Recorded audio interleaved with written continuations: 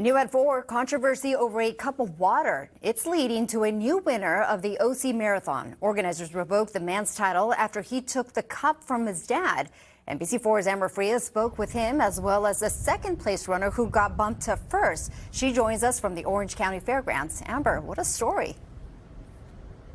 Yeah, it really is. And we're here because this is where the marathon ended after taking runners through Newport Beach's Fashion Island, Corona del Mar, Costa Mesa, and Santa Ana. Now, the two leading runners in the marathon tell me they weren't too happy with the way things ended. In fact, after all that practicing, they say they were disappointed with the results.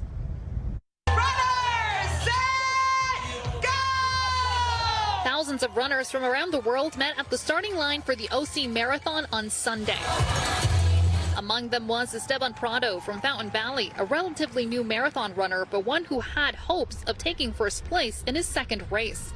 He says he spent weeks training for it. So about like 3 to 4 month period of just 100-mile-a-week trainings, just kind of balancing that with like work and also just including that in the weekend. That training paid off, as Prado says he led the race for most of the 26-mile course. Good job, Esteban. He was the first to cross the finish line in 2 hours, 24 minutes, and 54 seconds. But that first-place title was quickly revoked after race organizers revealed Prado had made a critical mistake by taking water from his dad, who was a spectator, and not the official hydration stations like the rules mandate. Because I was first place, a lot of the volunteers were just like scrambling like, oh, there's first place. And I mean, by the time I got there, like they were barely like grabbing the water. So a lot of the time the water stations, they really had nothing for me. We reached out to OC Marathon officials and they said all their hydration stations were prepared and ready before the race started. Prado also says he didn't know taking water from his family was not allowed. Still, it cost him the race. Jason Yang, who had been trailing close behind Prado and crossed the finish line just 17 seconds after, resulted in the new marathon winner.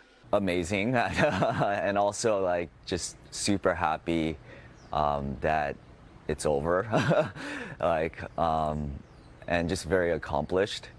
But yesterday was a unique situation. For Yang, this is his third win in a marathon. And while he says it isn't the way he would have liked to win, it is what is fair.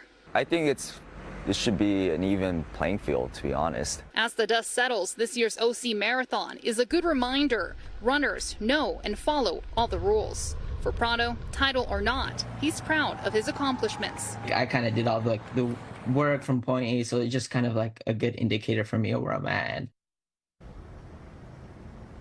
Now, OC Marathon says they had 7 hydration stations set up in the first half of the marathon and then an additional 8 towards the end. I do want to reiterate that they also shared with us that these hydration stations were set up and ready to hand out water by the time runners made it through.